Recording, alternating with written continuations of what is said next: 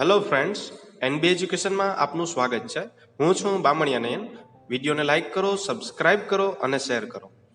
ધોરણ 12 વિષય એસપીનો બીજો ભાગ, એનું બીજું ચેપ્ટર છે શેરની ફેરબદલી અને શેરનું કાયદાકીય હસ્તાંતરણ.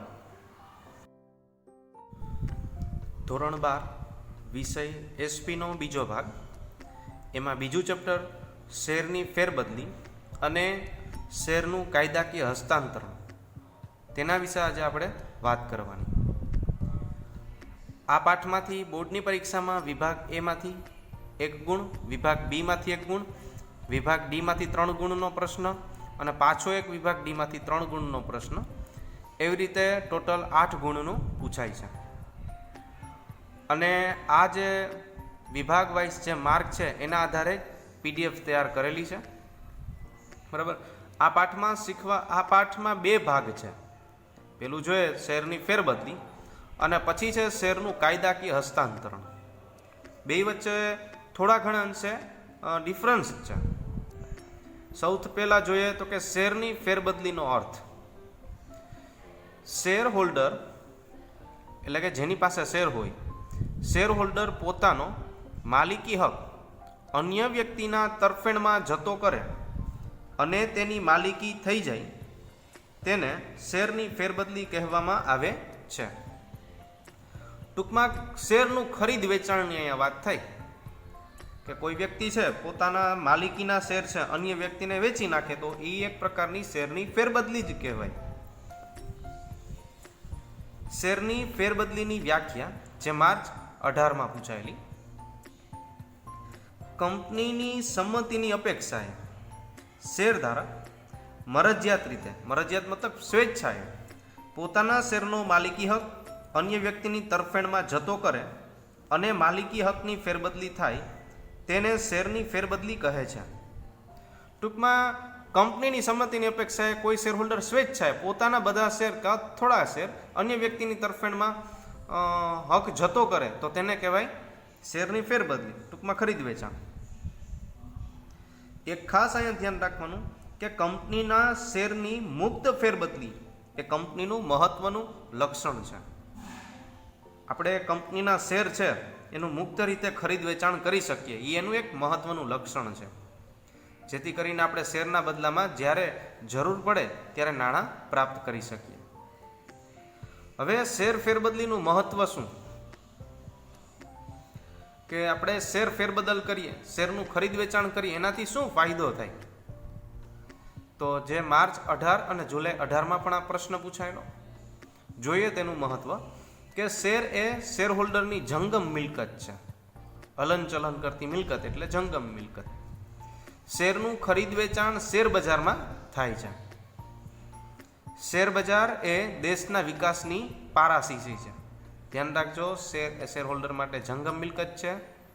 શેરનું ખરીદ વેચાણ શેર બજારમાં થાય અને શેર બજાર કોઈ પણ દેશના આર્થિક વિકાસની પારાશીશી છે, જેના આધારે કોઈ દેશનો આર્થિક વિકાસ જાણી શકાય. હાલો, શેર ફેરબદલ કરીએ, ખરીદ વેચાણ કરીએ તો શું ફાયદો થાય, મહત્વ શું? તો પેલું છે શેર વેચનારને રોકડ મળે. જે શેર વેચતો હશે એ સામેના ખરીદનારને શેર આપશે અને એને નાણાંની જરૂર હશે એટલે રોકડ એને પ્રાપ્ત થાય. આ એનું મહત્વ. બીજું, શેર ખરીદનારને શેરનો માલિકી હક પ્રાપ્ત થાય. જેમ વેચનારને રોકડ પ્રાપ્ત થાય એમ ખરીદનારને શેરનો માલિકી હક પ્રાપ્ત થાય. ત્યારબાદ ત્રીજું છે શેર હોલ્ડરને બજારના તફાવતનો લાભ પ્રાપ્ત થાય. બરાબર ને? કે દાખલા તરીકે 100 રૂપિયાનો શેર હોય, માર્કેટ વેલ્યુ એની બજાર કિંમત છે 120 રૂપિયા હોય, તો શેર હોલ્ડરને એ બજાર તફાવતનો લાભ મળે. 100 રૂપિયાના શેરના એને રૂપિયા કેટલા મળશે? 120. એટલે 20 રૂપિયા છે એ બજાર તફાવતનો લાભ કહેવાય. ત્યારબાદ ચોથું છે કે સરકારને આવક થાય છે. શા માટે સરકારને આવક થાય શેર ફેરબદલીથી? કારણ કે સરકારે શેર ફેરબદલી ઉપર કર નાખેલ છે, ટેક્સ નાખેલો છે. પછી પાંચમું, શેર બજાર અને મૂડી બજારનો પણ વિકાસ થાય. છઠ્ઠું, બિનકાર્યક્ષમ એકમમાંથી કાર્યક્ષમ એકમ તરફ મૂડી પ્રવાહ વહે. દાખલા તરીકે કોઈ આપણે નબળી કંપનીના શેર આપણે લેવાઈ ગયા હોય, એમાં રૂપિયા રોકાઈ ગયા હોય, તો ખરીદ વેચાણને લીધે આપણે એ શેર વેચી નાખીએ એ કંપનીના, અને ફરીથી આપણે એનાથી જે રોકડ પ્રાપ્ત થાય એમાં સારી કંપનીના શેર ખરીદ્યા, એટલે આપણું જે નાણું બિનકાર્યક્ષમ એકમમાં રોકાયેલું તો એમાંથી આપણું નાણું ક્યાં વળ્યું? કાર્યક્ષમ એકમ તરફ. આ એક મહત્વ છે શેર ફેરબદલીનું, કે શેર ફેરબદલી થાય એટલા માટે આપણે આ કરી શકીએ. પછી 7મું છે કંપની સ્વરૂપનો વિકાસ ઝડપી બને છે. કંપનીનો પણ હારે હારે વિકાસ થાય. આમ શેર ફેરબદલીનું મહત્વ છે. ફરીથી એકવાર, શેર ફેર વેચનારને રોકડ પ્રાપ્ત થાય, શેર ખરીદનારને શેરનો માલિકીનો હક પ્રાપ્ત થાય, બજાર તફાવતનો લાભ પ્રાપ્ત થાય, સરકારને આવક થાય, શેર બજાર અને મૂડી બજારનો વિકાસ થાય, અને કાર્યક્ષમ એકમમાંથી બિનકાર્યક્ષમ એકમમાંથી કાર્યક્ષમ એકમ તરફ મૂડી પ્રવાહ વહે, અને કંપની સ્વરૂપનો પણ હારે હારે ઝડપી વિકાસ બને. હવે આવે છે મૂર્ત સ્વરૂપ કે વાસ્તવિક સ્વરૂપના શેર. જે કાગળ સ્વરૂપે હોય તે શેરને મૂર્ત સ્વરૂપ, ફિઝિકલ કાગળ સ્વરૂપના શેર કહેવાય, વાસ્તવિક શેર. અંગ્રેજીમાં તેને ફિઝિકલ શેર તરીકે ઓળખવામાં આવે છે. શેર હોલ્ડર પાસે કંપનીએ આપેલ શેર પ્રમાણપત્ર તેની પાસે હોય છે. શેર પ્રમાણપત્રમાં શેર ધારણ કરનારનું નામ, શેરની સંખ્યા, શેરની કિંમત, કંપનીનું નામ અને કંપનીના સામાન્ય મોહર હોય છે. આ મૂર્ત સ્વરૂપના ભયસ્થાન ક્યાં? મૂર્ત સ્વરૂપ જે આપણી પાસે વાસ્તવિક ફિઝિકલ સ્વરૂપના કાગળ સ્વરૂપના શેર હોય તો એનાથી શું થાય? એના ભયસ્થાન કે જો આવા શેર હોય તો શેર પ્રમાણપત્ર ફાટી જવાના, ચોરાઈ જવાના, આગમાં નાશ પામવાના કે અસ્તિત્વનો નાશ થવાનો પણ ભય રહેલો હોય છે. ટૂંકમાં આ છે ફિઝિકલ શેરની વ્યાખ્યા, જેને ફિઝિકલ કહેવાય ઇંગ્લિશમાં. જે કંપનીએ શેર હોલ્ડરને આપેલ હોય છે તેમાં પ્રમાણપત્રમાં કંપનીના આ જે પ્રમાણપત્ર છે એમાં શેર હોલ્ડરની વિગતો દર્શાવેલું હોય છે, જેમ કે એનું નામ, શેરની સંખ્યા, કિંમત, કંપનીનું નામ અને કંપનીનો સામાન્ય મોહર હોય છે. અને ભયસ્થાન, જો તમારી પાસે કાગળ સ્વરૂપના શેર હોય તો શેર ફાટી જવાના, ચોરાઈ જવાના, આગમાં નાશ પામવાના કે તેના અસ્તિત્વના નાશ થવાનો ભય રહેલો છે. ત્યારબાદ હવે શેરનું અમૂર્ત સ્વરૂપ આવી ગયું માર્કેટમાં, કે જે ફિઝિકલ શેર નથી, ઇલેક્ટ્રોનિક સ્વરૂપ છે. અંગ્રેજીમાં તેને ડીમેટ શેર તરીકે ઓળખવામાં આવે છે. આ પ્રકારના શેર હોલ્ડર પાસે હોતા નથી, પરંતુ તે શેર હોલ્ડર ખોલાવેલ ડીમેટ ખાતામાં હોય છે. અને પહેલા ચેપ્ટરમાં પણ વાત કરી કે ડીમેટ ખાતું કોણ ખોલે? જેમ આપણે બેંકમાં પૈસાની લેતી દેતી કરવી હોય તો કેમ બેંકમાં ખાતું ખોલાવીએ, એવી જ રીતે શેરની લેતી દેતી માટે ડીમેટ ખાતું ખોલાવવામાં આવે. અને આવું ડીમેટ ખાતું ક્યાં ખુલે? તો કે ડિપોઝિટરી પાર્ટિસિપન્ટ. બરાબર. આમ ખરેખર જવાબદારી એની છે ડિપોઝિટરીની, જે ભારતમાં 2 છે, NSDL અને CDSL. પણ પોતે આ ડિપોઝિટરી ડીમેટ ખાતું ખોલતા નથી. તેણે પોતાના ડિપોઝિટરી પાર્ટિસિપન્ટની નિમણૂક કરેલી છે. જુદી જુદી બેન્કો હોઈ શકે, જુદા જુદા મ્યુચ્યુઅલ ફંડ પણ હોઈ શકે, શેર દલાલો પણ હોઈ શકે. એવી રીતે એ લોકો છે એને ડિપોઝિટરી પાર્ટિસિપન્ટ કહેવાય. આ ડિપોઝિટરી પાર્ટિસિપન્ટ આવા ડીમેટ ખાતા ખોલે છે. મૂર્ત સ્વરૂપના શેરના ગેરફાયદા જેવા કે શેર ફાટી જવાના, ચોરાઈ જવાના, આગમાં નાશ પામવાનો કે કોઈ ભય રહેતો નથી. ઉપર આપણે જોયું કે ભયસ્થાન છે, જે અમૂર્ત સ્વરૂપના શેરમાં આવા કોઈ ભયસ્થાન હોતા નથી. હવે છે મૂર્ત સ્વરૂપના શેર એટલે કે ફિઝિકલ સ્વરૂપના શેર ફેરબદલી અંગેની જોગવાઈઓ. જેની જોગવાઈમાં પહેલી જોગવાઈ છે શેરની ફેરબદલી ફોર્મ. મૂર્ત સ્વરૂપના શેર ફેરબદલ કરવા હોય, ખરીદ વેચાણ કરવું હોય તો પહેલાં તો શેર ફેરબદલી ફોર્મ ભરવું પડે. શેર ફેરબદલી એમાં જોઈએ તો કે શેર ફેરબદલી કરવા માટે નિયત કરેલ શેર ફેરબદલી ફોર્મ ભરવું પડે. જેમાં એ ફોર્મમાં કઈ વિગત હોય તો કે ખરીદનાર અને વેચનાર એમ બંને પક્ષકારોના નામ હોય, એમાં એ બંનેના સરનામા હોય અને સહી આવશ્યક છે. આવા પ્રકારના ફોર્મ કંપનીની રજિસ્ટર્ડ ઓફિસે શેર દલાલ પાસેથી કે અન્ય શેર બજારમાંથી મેળવી શકાય. સૌ પ્રથમ તો ખબર પડી ગઈ કે એ ફોર્મ ભરવું પડે, જેમાં એ ફોર્મમાં બંને પક્ષકારના નામ હોય, સરનામા હોય, એની સહી આવશ્યક છે. અને આ પાછો પ્રશ્ન થાય કે આ ફોર્મ ક્યાંથી મેળવી શકાય, તો કે કંપનીની રજિસ્ટર્ડ ઓફિસથી મેળવી શકાય અને શેર દલાલ પાસેથી અથવા શેર બજારમાંથી પ્રાપ્ત કરી શકાય શેર ફેરબદલી માટેનું ફોર્મ. ત્યારબાદ બીજું છે શેર પ્રમાણપત્ર.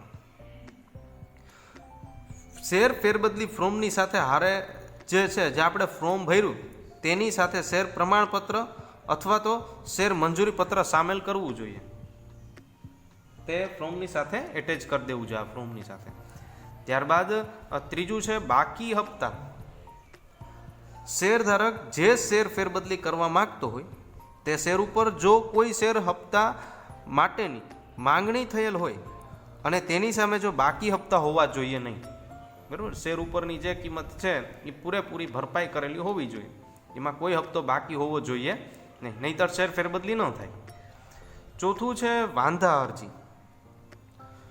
જે શેર ફેરબદલી કરવાની હોય તેવા શેર માટે કોઈ પણ પ્રકારની વાંધા અરજી હોવી ન જોઈએ. જો આવી શેર ફેરબદલી માટેના શેર સામે કોઈ પણ પ્રકારની વાંધા અરજી હોય તો સેવા શેરની ફેરબદલી કંપની દ્વારા મંજૂર કરવામાં આવતી નથી. એટલે કોઈ બંને પક્ષકારને કોઈ રિલેટેડ કોઈ પ્રોબ્લેમ હોવો જોઈએ નહીં. જો એવું હોય તો કંપની છે ફેરબદલી કરતી નથી. ત્યારબાદ છે પાંચમું છે સંતોષકારક પુરાવા. કે જ્યારે કોઈ કારણસર બંને પક્ષકારોની સહી સાથેનું ફેરબદલી ફોર્મ કોઈ કારણોસર ખોવાઈ જાય ત્યારે બંને પક્ષોએ પોતાની સહી સાથે કંપનીને અરજી કરવી જોઈએ અને સંચાલકોને સંતોષ થાય તેવા ખુલાસા પણ આપવા જોઈએ કે ભાઈ અમારાથી આ ફોર્મ ખોવાઈ ગયું, ત્યારે જ આ સંતોષકારક પુરાવા આપવાના. ત્યારબાદ છઠ્ઠું છે લિયન હક. લિયનના હકનો ઉપયોગ કંપની પોતાનું લેણું વસૂલ કરી શકે તેમ હોય તો સભ્યો દેવાદાર હોવા છતાં ફેરબદલી માન્ય રાખી શકે. સાતમું છે સ્ટેમ્પ ડ્યુટી. શેરની બજાર કિંમત અનુસાર ફોર્મ ઉપર સ્ટેમ્પ લગાવેલી હોવી જોઈએ. જો ઓછી કિંમતની સ્ટેમ્પ ડ્યુટી લગાવેલી હોય તો કંપનીના સંચાલકો ફેરબદલી ઇનકાર કરી શકે છે. એટલે કે સ્ટેમ્પ ડ્યુટી કિંમતના આધારે યોગ્ય હોવી જોઈએ. પછી આઠમું છે નવા શેરધારકોને શેર પ્રમાણપત્ર. શેર ફેરબદલી માન્ય રાખતા કંપની 1 માસમાં નવા શેરધારકને ફેરફાર સાથેનું નવું પ્રમાણપત્ર મોકલવું પડે. એટલે નવા શેરધારકને નવું પ્રમાણપત્ર આપવું. નવમું છે ફેરબદલીનો અસ્વીકાર. જ્યારે કંપની રજિસ્ટ્રાર શેર ફેરબદલીની જ મનાઈ ફરમાવી હોય, કંપનીની જે હેડ ઓફિસ છે એણે જ મનાઈ ફરમાવી હોય કે અદાલતે ફેરબદલી નહીં કરવાનો આદેશ આપ્યો હોય ત્યારે પણ ફેરબદલી નામંજૂર કરવામાં આવે છે. એટલે કે કંપની રજિસ્ટ્રાર અથવા અદાલતે બંનેમાંથી કોઈ એક અથવા બે મનાઈ ફરમાવી હોય તો ફેરબદલીનો અસ્વીકાર થઈ શકે કંપની દ્વારા. ત્યારબાદ 10મો મુદ્દો આવે છે નિયમન પત્રની જોગવાઈ. કંપની ધારાની જોગવાઈઓ ઉપરાંત નિયમન પત્રમાં કરેલ જોગવાઈ અનુસાર જો ફેરબદલી કરવામાં આવેલ ન હોય તો તે મંજૂર કરવામાં આવતી નથી. એટલે નિયમન પત્રની જોગવાઈને આધીન ફેરબદલી થવી જોઈએ. અને 11મું છે સભ્યપત્ર. જ્યાં સુધી હસ્તાંતરણની પ્રક્રિયા પૂરી ન થાય ત્યાં સુધી સભ્યપત્રકમાં મૂળ શેરધારકનું નામ ચાલુ જ રહે છે. 12મું ડિવિડન્ડનો હક. ફરજિયાત હસ્તાંતરણની પ્રક્રિયા પૂરી થયેલી ન હોય તો મૃત્યુ પામેલ કે નાદાર સભ્યને ડિવિડન્ડ મેળવવા હકદાર છે. બરાબર. આવી રીતે ટોટલ એના 12 ફેરબદલી અંગેની જોગવાઈ છે. ફરીથી એકવાર જોઈ લઈએ કે શેર ફેરબદલી ફોર્મ, શેર પ્રમાણપત્ર, મૂર્ત સ્વરૂપના શેર ફેરબદલી અંગેની જોગવાઈઓમાં પહેલું છે શેર ફેરબદલી ફોર્મ, શેર પ્રમાણપત્ર, બાકી હપ્તા, વાંધા અરજી, સંતોષકારક પુરાવા, લિયનનો હક, સ્ટેમ્પ ડ્યુટી, નવા શેરધારકનો શેર પ્રમાણપત્ર, શેર ફેરબદલીનો અસ્વીકાર અને નિયમન પત્રની જોગવાઈ, સભ્યપત્રક અને ડિવિડન્ડનો હક. હવે છે મૂર્ત સ્વરૂપના શેર ફેરબદલીની વિધિ. ઓલી જોગવાઈ હતી, મતલબ કે નિયમો હતા. હવે છે મૂર્ત સ્વરૂપના શેર છે એની ફેરબદલી કરવી હોય તો એની વિધિ શું? તો એના 2 પાર્ટ પાડ્યા. એક સંપૂર્ણ શેરની ફેરબદલીની વિધિ, એટલે કે આપણી પાસે જેટલા શેર હોય એ બધા જ શેર ની ફેરબદલી કરવી હોય, વેચાણ કરવું હોય, તો તેને કહેવાય સંપૂર્ણ શેર ફેરબદલીની વિધિ. એની વ્યાખ્યા જોઈએ કે જ્યારે શેરધારક પોતાના તમામ શેરની ફેરબદલી અન્ય વ્યક્તિની તરફેણમાં કરે તેને સંપૂર્ણ શેર ફેરબદલી કહેવામાં આવે છે. જેમાં પહેલું કામ કરવાનું શેર ફેરબદલી ફોર્મ નોંધાવવું.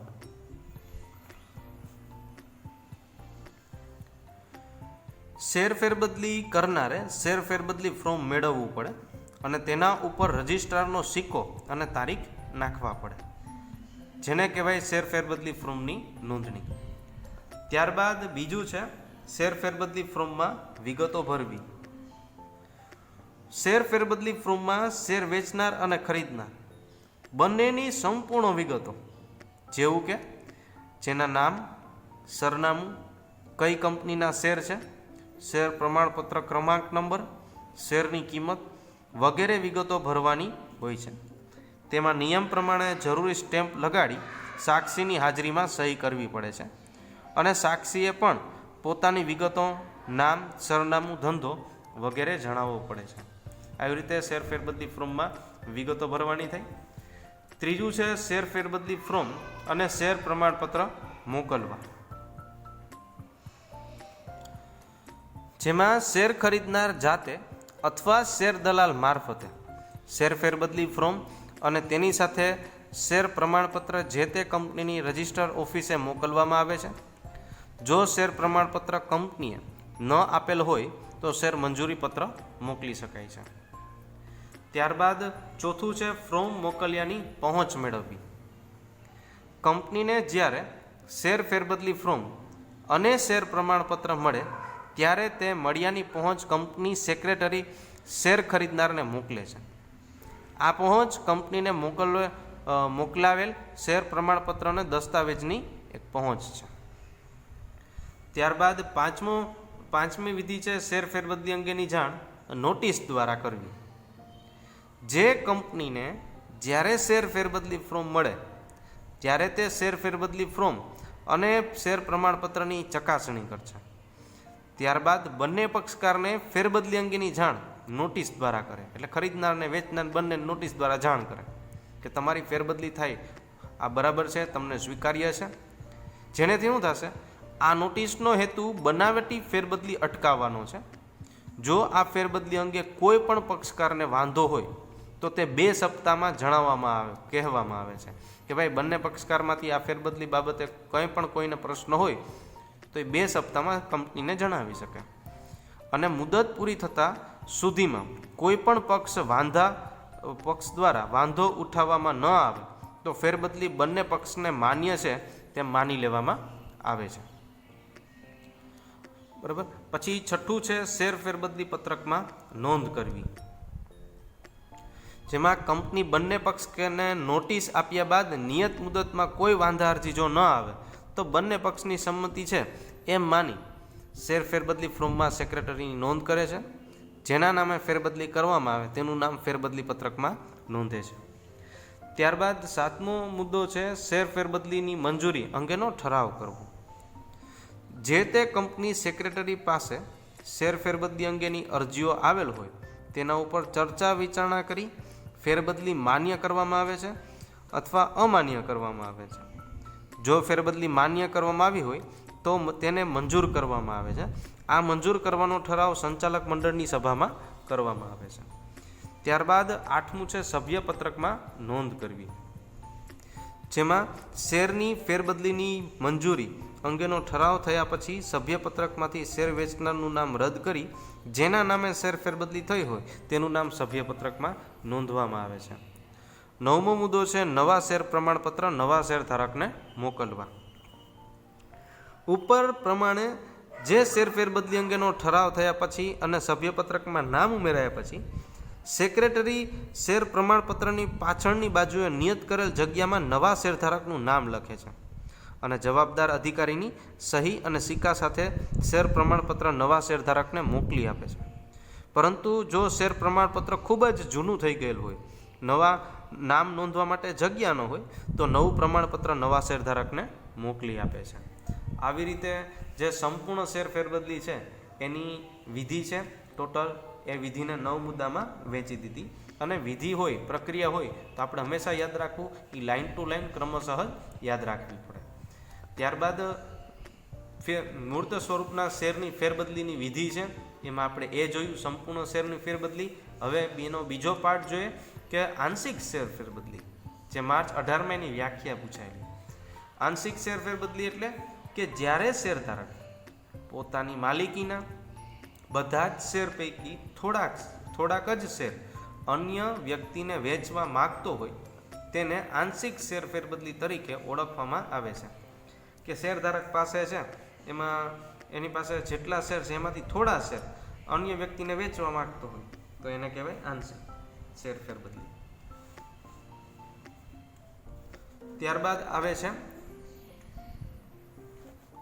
અમૂર્ત શેરોની ફેરબદલી.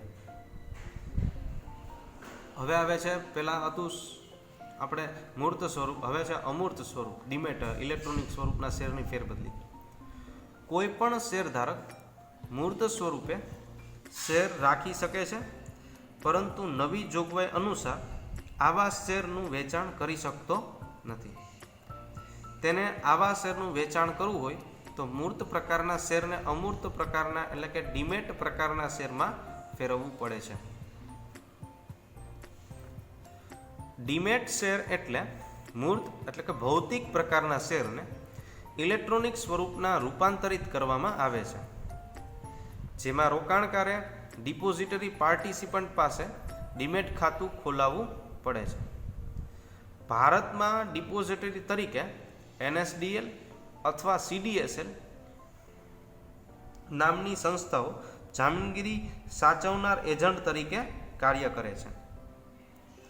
આ ડિપોઝિટરી સંસ્થા વતી ડિપોઝિટરી પાર્ટિસિપન્ટ કે એ ડિપોઝિટરીના અંડરમાં આવે એ ડિપોઝિટરી પાર્ટિસિપન્ટ સંસ્થા જેવી કે નાણાકીય સંસ્થા, શેર દલાલ અને બેંક વગેરે ડીમેટ ખાતું ખોલે છે. ડીમેટ ખાતું ખોલાવ્યા બાદ સંસ્થા ખાતેદારને ઇન્ટિમેશન સ્લિપ આપે છે, જેનો ઉપયોગ શેરધારક ખરીદ વેચાણ માટે કરે છે. ધ્યાન રાખજો, ડીમેટ ખાતું ખોલાવ્યા બાદ શેર હોલ્ડર ખરીદ વેચાણ માટે શું આપવામાં આવે? ઇન્સ્ટ્રક્શન અથવા ઇન્ટિમેશન સ્લિપ આપવામાં આવે છે.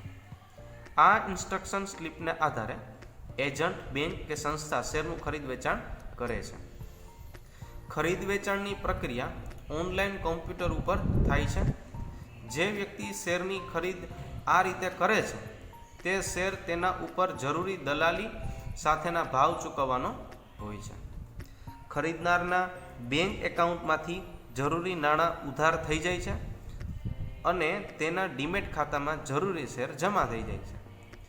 એવી જ રીતે વેચનારના ખાતામાં શેરની કિંમતમાંથી દલાલી કરવેરા બાદ થઈને તેના બેંકના ખાતામાં જરૂરી રકમ જમા થઈ જાય છે અને તેના ડીમેટ ખાતામાંથી વેચેલ શેર ઉધાર એટલે કે ઓછા થઈ જાય છે.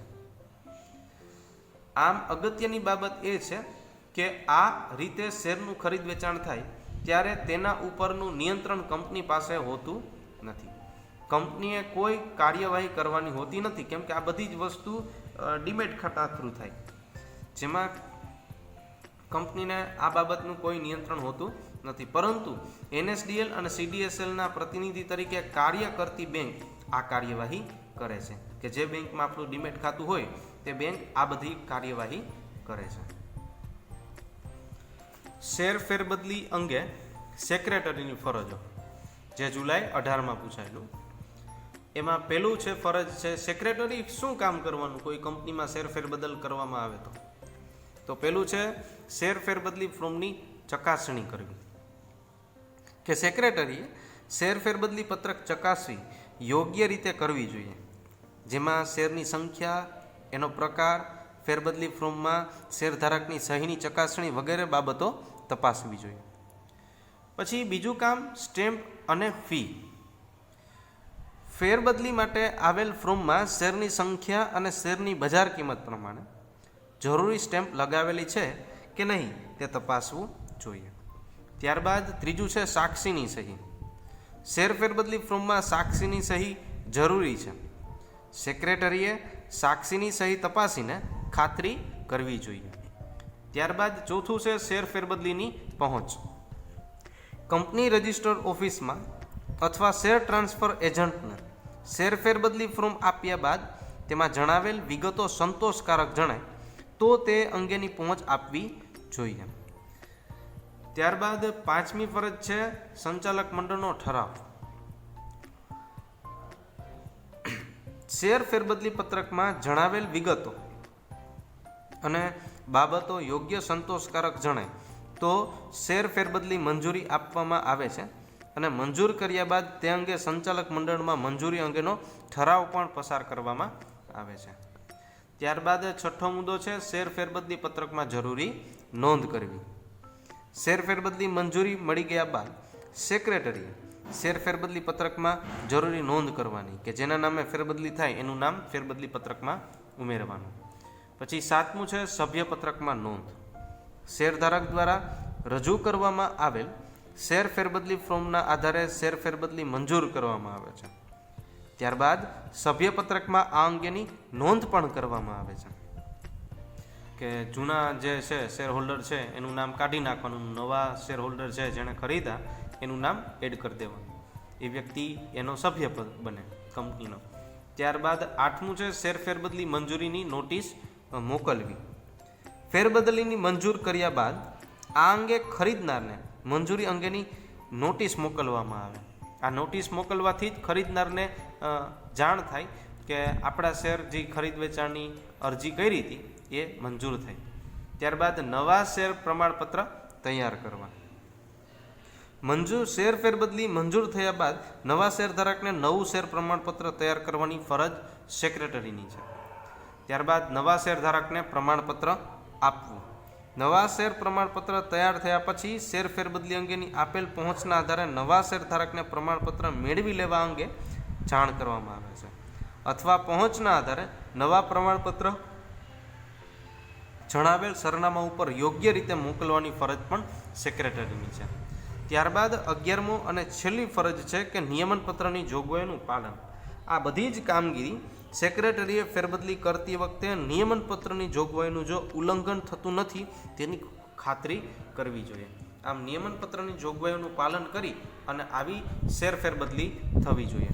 આવી રીતે આપણે જોઈ શકીએ કે શેર ફેરબદલી અંગે સેક્રેટરીની ફરજો, સેક્રેટરીના કામ કેટલા છે તો કે આવા 11 કામ છે કે જેમાં ફોર્મની ચકાસણી કરવી, સ્ટેમ્પ અને ફી બજાર કિંમત અનુસાર છે કે નહીં જોવું, સાક્ષીની સહી ફોર્મમાં છે કે નહીં જોવું, શેરની ફેરબદલીની પહોંચ આપવી, સંચાલક મંડળનો ઠરાવ, શેર ફેરબદલીમાં જરૂરી નોંધ કરવી, સભ્યપત્રકમાં નોંધ, શેર ફેરબદલીની મંજૂરીની નોટિસ મોકલવી, નવા શેર પ્રમાણપત્ર તૈયાર કરવા, નવા શેરધારકને પ્રમાણપત્ર આપવું અને નિયમનપત્રની જોગવાઈઓનું પાલન કરવું.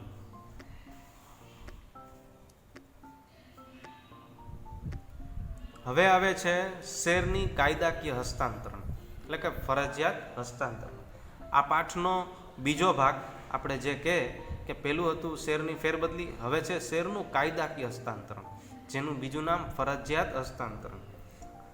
એટલે કે એમાં ફરજિયાત રીતે, પહેલામાં તો આપણે સ્વૈચ્છિક રીતે શેર ફેરબદલી કરતા, પણ હવે ફરજિયાત સ્વરૂપ આવી ગયું કે ફરજિયાત રીતે કોઈ વ્યક્તિએ પોતાના શેર અન્ય વ્યક્તિને વેચવા જ પડે. તો એવી શું પરિસ્થિતિ ઊભી થાય કે ફરજિયાત આ લાગુ પડે? તો આપણે આગળ જોઈએ. જ્યારે કાયદા અન્વયે ફરજિયાત રીતે શેરનો માલિકી હક બદલાય ત્યારે તેને કાયદાકીય હસ્તાંતરણ કહેવામાં આવે છે. જ્યારે શેરની માલિકી હકની ફેરબદલી આપોઆપ થાય ત્યારે તેને ફરજિયાત કાયદાકીય હસ્તાંતરણ કહેવામાં આવે છે. આવી પરિસ્થિતિનું નિર્માણ જ્યારે શેરધારકનું અવસાન થાય, બરાબર ને, સ્વાભાવિક જ છે, કોઈ શેરધારક છે એનું અવસાન થાય તો ફરજિયાત એના વારસદારના નામે શેર થાય. અદાલત એને નાદાર જાહેર કરે અથવા અદાલત અસ્થિર મગજનો જાહેર કરે ત્યારે કાયદાકીય હસ્તાંતરણની જરૂરિયાત ઊભી થાય. આવા સંજોગોમાં પણ ઊભી થાય એની જરૂરિયાત. હવે શેરના કાયદાકીય હસ્તાંતરણ અંગેના સંજોગો ક્યાં? તેમાં પહેલું છે જો શેર હોલ્ડરે વસિયતનામું ન કર્યું અને કાયદેસરનો વારસદાર હોય તો વસિયતનામું કર્યું હોય તો વસિયતનામું તો ખબર છે ને કે કોઈ વ્યક્તિ એવું લખાણ કરે કાગળમાં કે ભાઈ આપણા જવાથી આ બધી મિલકત આ વ્યક્તિના અમારા વારસદારના નામે થાય, એવું લખાણ કરે તો એને વસિયતનામું કહેવાય. પણ વસિયતનામું કર્યું હોય તો એના જ નામે થાય, જે વસિયતનામામાં જે વ્યક્તિનું નામ હોય એના નામે. પરંતુ જો વસિયતનામું જ ન કર્યું હોય તો અને કાયદેસરનો વારસદાર હોય તો સ્વાભાવિક તો એ વારસદારના નામે. તો વારસા પ્રમાણપત્રને આધારે કાયદાકીય શેર હસ્તાંતરણ થાય. ત્યારબાદ બીજું છે શેર હોલ્ડરે વસિયતનામું ન કર્યું હોય અને વારસદાર ન હોય તો, વસિયતનામું નથી ને વારસદાર નથી તો શેરનો વહીવટ કરવા અદાલત વહીવટદાર એટલે કે રિસીવરની નિમણૂક કરે. ખાસ ધ્યાન રાખજો આ શબ્દ બધાય, વહીવટદાર રિસીવરની નિમણૂક કરી એમસીક્યુમાં પૂછાય.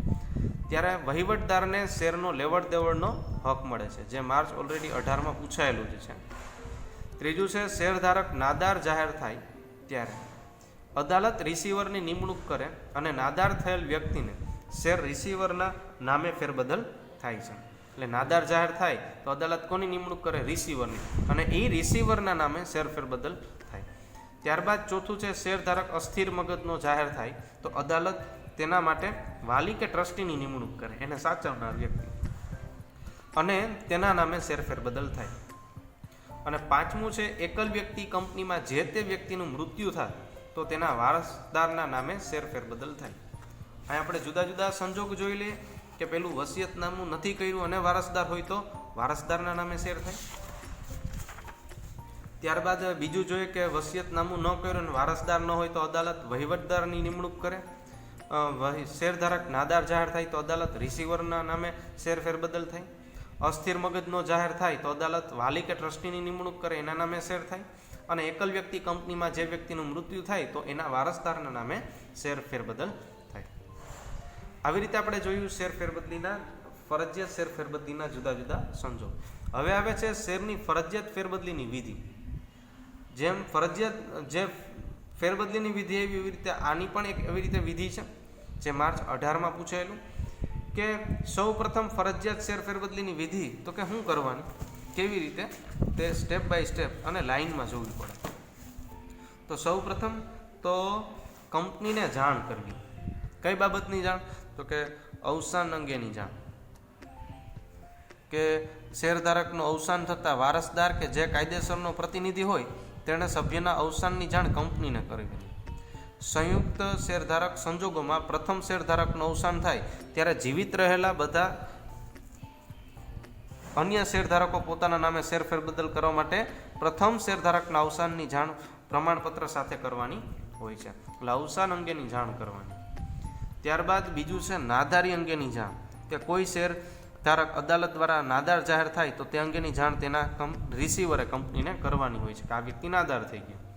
અને અસ્થિર અંગેની જાણ, કે જ્યારે શેરધારક અસ્થિર મગજનો જાહેર થાય ત્યારે અદાલત વાલી કે ટ્રસ્ટીની નિમણૂક કરે. આ વાલી કે ટ્રસ્ટીની નિમણૂકની જાણ કંપનીને કરવાની હોય છે. આવી રીતે કંપનીને જાણ કરવાની આ કોઈ 3 બાબત અંગેની. પછી છે બીજું માલિકી હકની ખરાઈ કરવી. કંપનીના સભ્યના અવસાન, નાદારી કે અસ્થિર મગજનો માહિતી મળ્યા પછી અદાલતે જે હુકમનામું આપેલ હોય તે અધિકારપત્ર આપેલ હોય તેની ચકાસણી કે ખરાઈ કંપની કરવાની હોય છે. પછી છે ત્રીજું છે કંપની દ્વારા નોટિસ મોકલવી, કે રિસીવર વારસદાર અપાયેલ પ્રમાણપત્રની જે હુકમનામું અધિકારપત્રોની ચકાસણી કર્યા પછી જો કંપની ઉપરોક્ત દસ્તાવેજ સંતોષકારક જણાય ને તો જ તે કાયદેસરના પ્રતિનિધિને સૂચના મળે છે. ત્યારબાદ સંચાલક મંડળનો ઠરાવ પસાર કરવો, કે નોટિસનો જવાબ મળ્યા પછી કંપની કાયદેસરના પ્રતિનિધિના નામે શેર ફેરબદલ કરવાનો ઠરાવ કરે છે. આ અંગે ઠરાવ કર્યા બાદ શેર ફેરબદલી પત્રકમાં જરૂરી નોંધ પણ કરવામાં આવે છે. અને પાંચમું છે નવું પ્રમાણપત્ર આપી સભ્યપત્રકમાં નોંધ કરવી, કે શેર ફેરબદલીની મંજૂરી અંગેના ઠરાવ થયા પછી નવા સભ્યનું નામ નવા સભ્યપત્રકમાં દાખલ કરવામાં આવે છે અને તૈયાર થયેલું નવું શેર પ્રમાણપત્ર મેળવી લેવા જાણ કરતો પત્ર લખવામાં પણ આવે છે. આવી રીતે ફરજિયાત શેર ફેરબદલીની વિધિમાં કંપનીને જાણ કરવી 3 બાબત અંગેની. કોઈ પણ હોય એક માલિકી હકની ખરાઈ કરવી, કંપની દ્વારા નોટિસ મોકલવી, સંચાલક મંડળનો ઠરાવ પસાર કરવો અને નવું પ્રમાણપત્ર આપી સભ્યપત્રકમાં નોંધ કરવી. ત્યારબાદ હવે શીખીએ તફાવત, કે જે સ્વૈચ્છિક અને ફરજિયાત શેર ફેરબદલી અંગેનો છે, જે જુલાઈ 18 અને માર્ચ 19માં પૂછાયેલો છે. પેલું છે સ્વૈચ્છિક અને બીજું છે ફરજિયાત, જેનો અર્થ છે કે શેરધારક પોતાના શેરની માલિકી હક સ્વેચ્છાઈ રીતે બીજાની તરફેણમાં આપે તો તેને કહેવાય શેર ફેરબદલી કહે છે. જ્યારે શેરધારકનું અવસાન નાદાર કે અસ્થિર મગજનો જાહેર થાય ત્યારે કાયદાકીય પ્રક્રિયા હેઠળ આપોઆપ થતી ફેરબદલીને ફરજિયાત કે કાયદાકીય હસ્તાંતરણ કહે છે. બીજો મુદ્દો છે સંજોગ, કે શેરધારક જ્યારે ઈચ્છે ત્યારે સ્વૈચ્છિક શેર ફેરબદલી કરી શકે. નવમા સંજોગ કે શેરધારકનું અવસાન નાદાર કે અસ્થિર મગજનો જાહેર થાય ત્યારે. પછી ત્રીજો મુદ્દો છે સંમતિ, બંને પક્ષકારની સંમતિ જરૂરી છે. બીજું સામે તો કે આવી કોઈ સંમતિની જરૂરી નથી. ચોથું છે અવેજ જરૂરી છે, ફરજિયાત શેર ફેરબદલીમાં અવેજ હોતો જ નથી. પછી પાંચમું છે સ્ટેમ્પ ડ્યુટી, તો કે પ્રવર્તમાન કાયદા અનુસાર ફોર્મમાં નિશ્ચિત રકમના સ્ટેમ્પ હોવા જરૂરી છે અને ફરજિયાત ફેરબદલીમાં અવેજ હોતો નથી, એટલે કે સ્ટેમ્પ ડ્યુટીની કોઈ જરૂરિયાત હોતી નથી. ત્યારબાદ છઠ્ઠું છે કંપનીના સંચાલકો ઇનકાર, તો કે કંપનીના હિતમાં જરૂર જણાય તો સંચાલકો આવી સ્વૈચ્છિક શેર ફેરબદલીનો ઇનકાર કરી શકે છે, પણ ફરજિયાત શેર ફેરબદલીમાં સામાન્ય રીતે સંચાલકો આવી ફેરબદલીનો ઇનકાર કરી શકતા નથી. આવી રીતે એના તફાવતના 6 મુદ્દા છે. આપણે 3 થી 4 યાદ રાખવાના, કેમ કે આ પાઠમાંથી મેક્સિમમ મોટો ક્વેશ્ચન વિભાગ ડી માંથી 3 ગુણનો હોય છે. અહીંયા આપણે પાઠ પૂરો થાય છે. શેરની ફરજિયાત સ્વૈચ્છિક ફેરબદલી અને ફરજિયાત એટલે કે કાયદાકીય હસ્તાંતરણ આપણે શીખ્યા. આ પાઠ ન સમજાય અથવા કોઈ પણ પ્રશ્ન હોય તો તમે મારો કોન્ટેક્ટ કરી અને પૂછી શકો છો કોઈ પણ ક્વેશ્ચન. હવે આપણે આ પાઠ પૂરો થાય એટલે દર વખતની જેમ આ પાઠમાંથી બોર્ડમાં શું પૂછાયેલું તેના 5 પેપર જોઈએ. કે માર્ચ 18માં આ પાઠમાંથી MCQ પૂછાણો કે શેર હોલ્ડરે વસિયતનામું ન કર્યું હોય અને વારસદાર ન હોય તો તેનું મૃત્યુ થાય તો અદાલત વહીવટદારની નિમણૂક કરે છે. આ પેપર તમારે છે અને PDF ફેરબુકમાં લખવાની છે. પછી વિભાગ બી શેરની આંશિક ફેરબદલી એટલે શું. વિભાગ ડીમાંથી શેર ફેરબદલીનું મહત્વ લખો અને પાછો વિભાગ ડીમાંથી ફરજિયાત ફેરબદલીની વિધિ ટૂંકમાં સમજાવો. જુલાઈ 18માં પણ પૂછાયેલું MCQ કે કંપની શેર હોલ્ડરના ડીમેટ ખાતામાં ફેરબદલ ન કરી શકે. વિભાગ બીમાંથી શેર ફેરબદલી એટલે શું, શેર ફેરબદલીનું મહત્વ દર્શાવો, સ્વૈચ્છિક અને ફરજિયાત શેર ફેરબદલીનો તફાવત, કોઈ પણ 4 મુદ્દા. અને અથવામાં પૂછાયેલો વિભાગ ઈમાંથી શેર ફેરબદલી અંગે સેક્રેટરીની ફરજો લખો.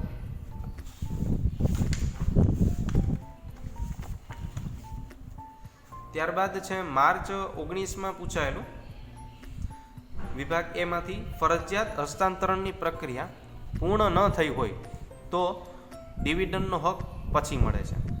ત્યારબાદ વિભાગ બીમાંથી ડીમેટ ખાતું ક્યાં ખોલવામાં આવે છે તો કે ડિપોઝિટરી પાર્ટિસિપન્ટ DP પાસે. ડીમેટ ખાતામાં શેર ક્યારે જમા કે ઉધાર થાય છે. વિભાગ ડીમાંથી સ્વૈચ્છિક અને શેર ફેરબદલી, સ્વૈચ્છિક શેર ફેરબદલી અને ફરજિયાત શેર ફેરબદલીની વચ્ચેનો તફાવતના 3 મુદ્દા જણાવો. ત્યારબાદ જુલાઈ 19માં પૂછાયેલું કે શેર બજાર એટલે દેશના વિકાસની પારાશીશી છે. શેર ફેરબદલીનું મહત્વ જણાવો, કોઈ પણ 3 મુદ્દા. ત્યારબાદ વિભાગ ઈમાંથી શેરના કાયદાકીય હસ્તાંતરણના સંજોગો જણાવો અથવા શેર ફેરબદલી અંગે સેક્રેટરીની ફરજો જણાવો. આમ ક્યારેક વિભાગ ઈમાંથી પણ પૂછાય છે. માર્ચ 20માં પૂછાણો કે ફરજિયાત શેર ફેરબદલીમાં સ્ટેમ્પ ડ્યુટી ભરવાની જરૂર હોતી નથી. હમણાં જ આપણે તફાવતમાં જોયું. વિભાગ બીમાંથી કંપનીનું મહત્વનું લક્ષણ શું છે તો કે મુક્ત શેર ફેરબદલી. વિભાગ ડીમાંથી જે જુલાઈ 19માં જે ડીમાંથી હતો એ જ મુજબ, એવી રીતે પાછો વિભાગ ડી છે માર્ચ 18માં પૂછાયેલો તે જ મુજબ પ્રશ્ન રિપીટ કરવામાં આવ્યો. આવી રીતે તમારે આ PDFના બધા ક્વેશ્ચન આન્સર જે છે બોર્ડના 5 પેપરના ફેરબુકમાં લખવાના થાય. Thank you very much. Have a nice day. Video like કરો, સબસ્ક્રાઇબ કરો અને શેર કરો.